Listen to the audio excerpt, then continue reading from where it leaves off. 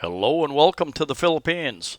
Many of you know that I've been doing videos and reviews of condominiums, hotels, subdivisions, and a number of resorts for more than 3 years now here in the Philippines. I'm based primarily out of the Cebu City area.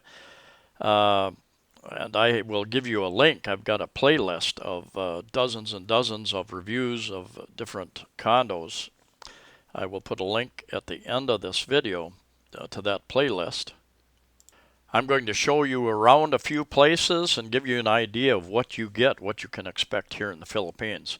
Of course, it will vary by city and whether you're in the city or in the country, but I'm going to try to cover as many bases as I can here in this video.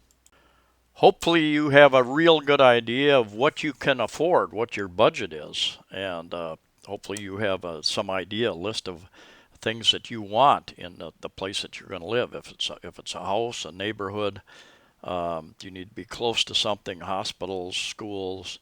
Do you need a pool and a gym?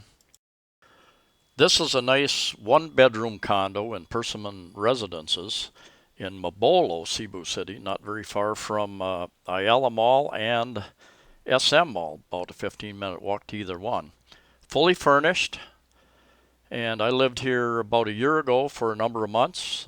Ceiling fans, very nicely furnished with cookware, microwave, rice cooker, pots and pans, silverware, and nice view of the pool as well.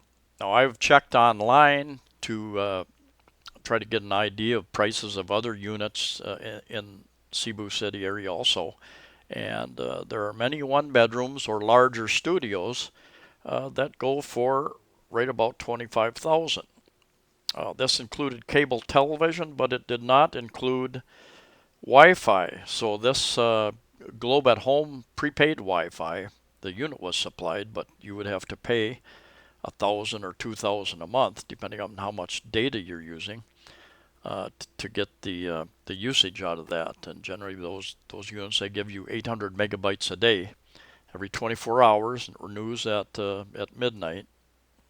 800 megabytes isn't bad, but it depends on how much you're using the internet. And cabinets in here. Shower with hot water, which is important to most of us. This one bedroom unit was 42 square meters or about 452 square feet. Very livable. I would prefer 50 square meters, but quite comfortable living there.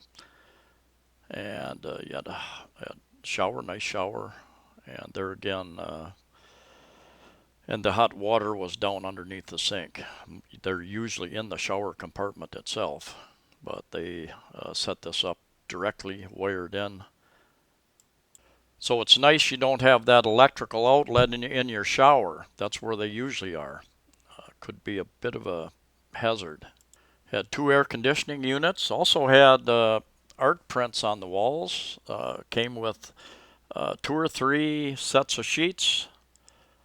So that was nice. And a cabinet for clothing. And a view out the backside. There's the clothing cabinet there. And there was also a ceiling fan in the bedroom. I did not use it as I use another smaller fan that gives me more white noise so that I don't hear the dogs, chicken, and the roosters. And in this particular case, out the bedroom window were the two new towers at Persimmon. They just finished the two new towers and they're being occupied at this time here in March. I think they've had quite a few number of people already move in, but they also have additional rentals and sales of units available there. My friend rented this studio over a year ago, and 15 to 18,000 pesos a month, 300 to 360 US dollars a month would be about average. If you look hard, you can find them for less, and you can obviously find them for more. Had a stove, an oven, and a washing machine, clothes washing machine, decent sized refrigerator, pretty much all the utensils you need to do some basic cooking, not a lot. It did not have cable television when it went in, so it was only the local Filipino channels. He was able to get some cable channels installed at no extra cost, so that was part of the deal. 22 square meters is pretty small. It's the new normal for studio condominiums here in the last about 7-8 years. They've been downsizing the average size of condominiums, trying to fit more people into the same amount of space. And one thing you want to make sure, does the rent include the condo fees? Because condo fees are usually anywhere from 60, 70, 80, 90, even 100 pesos per square meter. So that can add up to 1,500 to 2,500, 3,500 a month, depending upon the size of your unit. I know of several people who have rented a place online, and then when they move in, they find out that there's no hot water in the shower, and that unit on the wall is a instant hot water heater. Basically, you got to turn that on to get hot water. And my friend moved into a place. I think he rented a place for 5 days, and after 3 days he moved out. He could not handle cold water showers. And here you're looking at a very basic studio, just the bare minimum furnishings, a very small refrigerator. There is no cookware, nothing to cook with or eat on, so you'd have to supply pretty much all that. Pretty much your bedding, your pillows, everything would have to be furnished. If you want cable television, you would have to sign a 2 to 3 year contract. I believe Globe has a contract in this particular building, and that's something you might be interested in too. Oftentimes, one carrier has the exclusive for cable television, Globe or PLDT, Sky. If you have a contract with one company and you move to a building where a different company has the exclusive, you may have to buy out your past contract and then start a new contract. So something to keep in mind. This is one of many signs I see on the street as I walk, and if you want the cheapest places and some of the best deals, and you want a house in particular, you need to either network with Filipinos or you need to get out on the street and just start searching areas that you're interested in. We were walking, looking at some other condominiums. We came across this place and we decided to hike down that street and find out what it was. They not only had this larger place for rent, but they had a smaller, I think, 2-bedroom apartment, they called it, in a house. And I'll just show you that. You'll find there are many streets and paths that go off of the main streets, and there are thousands and thousands of people and homes and apartments, boarding homes, back in those areas. They had some decent places back here. The place we looked at wasn't really too appealing, but you get some nice places intermingled with those other ones. This was a 2-bedroom place, and they quoted us 7,000 pesos a month, 140 US dollars per month. And unfurnished, I think maybe if it was furnished, they might get something like that, but it was unfurnished, not really in the best shape. But you will find all sorts of opportunities and buildings and toilets without toilet seats, very common in the Philippines, even in many restaurants and bars. Not sure why that is. I don't know if there's a serial toilet seat thief. Someone knows the answer to that question. And 2 bedrooms are, both of those are upstairs, and they've got the, I'm not sure what you call those kind of windows, louvered windows.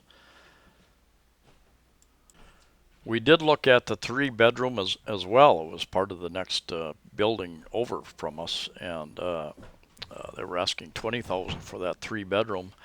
A relatively large place to live, but it was full of mostly old furniture and not cleaned up at all. So really difficult to determine whether it was worth that or not. It would depend upon if you had a large family. If you are renting short time through an online booking site, Airbnb, Booking.com, a number of others, it's generally going to cost you quite a bit more to live like that. But you know, that's an option if you're traveling, moving around, looking for something more permanent. This is back to that first condo I was in, the kitchen area, lots of cabinet space. There again, 1 bedroom, and nice pool as well. Uh, anyway, most if you're going to stay long term, most places ask for 3 months up front rent, and this is a cash society, so they're not going to take a credit card or a check 99% of the time. So you will need to come up with 3 months rent. So if it's 20,000, you'll need to come up with 60,000 pesos. Cebu City has been growing for many years, and therefore the demand for condos, rentals has been growing, as well as the tourist trade here. So the prices have been going up, and you can go to other cities. You know, there's a number of other cities, Davao City, Baguio City, Iloilo, Dumaguete, and Bacolod, a number of other cities that you can move there. Or once you move outside of the city, you go north or south of Cebu City, not very far, 10 kilometers or so, and prices go down rather quickly once you get out of the newer condominiums. And you can get a decent house for probably for 5, 7, 8, 10,000 pesos per month. And I will continue looking for those kind of deals. I did do some research, a lot of searching online for cheaper places, and every time I clicked on a cheaper place, and when I went to that link, it would say this property is no longer available. So the cheaper units go fast, and especially right this time of year, we're still in the tourist season here. A lot of people visiting from around the world.